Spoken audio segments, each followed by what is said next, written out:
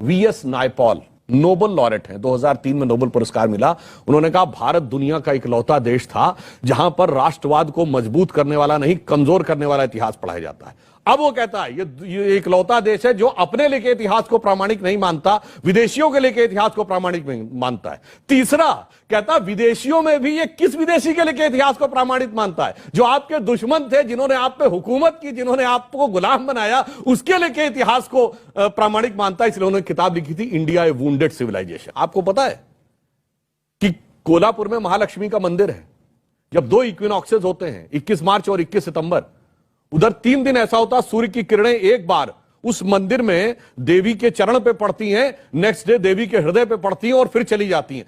कितना architectural, astronomical, जो axial tilt, तीनों का कैलकुलेशन होगा, वो भारत में नहीं दिखाया जाता था। सिर्फ यह दिखाया जाता था कि साहब ताजमहल और लाल किला बनाया हुआ। बृहदेश्वर का मंदिर तंजावुर में, तमिलनाडु में, बगैर नींव के बना हुआ मंदिर है और उसकी छत पर जितना बड़ा स्टोन है वो आज तक नहीं समझ पा रहे हैं कि इतनी ऊंचाई पे ये स्टोन गया कैसे होगा। यह चीजें नहीं बताई जाती थी। स्व का तत्व इन सब में था, परंतु अफसोस कि हम उस बात को सिर्फ भूले हुए थे। और अंत में लाइन कोट करता हूं। अमीश जी, कोई अनपढ़ आदमी ये कह सकता है कि हमारे हिंदुओं को कोई कुछ नहीं पढ़ाया गया?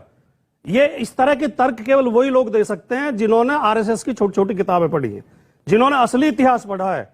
वो ये जानते हैं। एक बात और उठ रही है आजकल बड़ी तेजी के साथ, मुगलों को बहुत पढ़ाया गया है किताबों में, हमारे हिंदुओं को कोई कुछ नहीं पढ़ाया गया। भैया कोई पढ़ा लिखा आदमी बताया क्या हिंदुओं को नहीं पढ़ाया गया? कौन से विषय में नहीं पढ़ाया गया?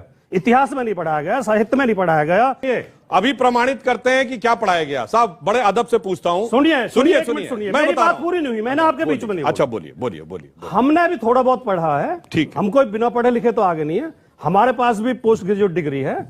हमें तो किताबों में महाराणा प्रताप भी पढ़ाया गया। रणबीच चौकड़ी भर भर कर चेतक बन गया निराला था, महाराणा प्रताप के घोड़े से पड़ गया हवा का पाला था, जो तनिक भगवा से बाघ हिली लेकर सवार उड़ जाता था, राणा की पुतली फिरी नहीं तब तक चेतक मुड़ जाता था। हमने तो ये पढ़ा है।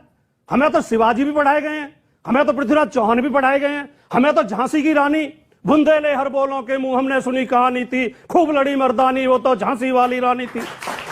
कौन कहता नहीं पढ़ाया गया? राजकुमार जी से कहता हूं, जितने बच्चे यहां बैठे हैं इंक्लूडेड और जितने वयस्क लोग बैठे हैं, राजकुमार जी, हम सब ने पढ़ा है। औरंगजेब का बाप कौन, सबको पता है ना? शाहजहां।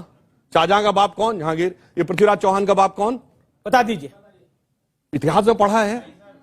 चलिए छोड़ दीजिए, अब और सुनिए। अब इतना नहीं।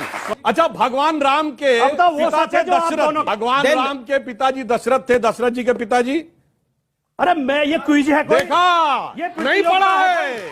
देखो, औरंगजेब के बाप शाहजहां, शाहजहां का बाप जहांगीर, जहांगीर का बाप हुमायूं, हुमायूं का बाप बाबर, सब पता है। यही तो प्रॉब्लम है, नहीं पढ़ाया गया है।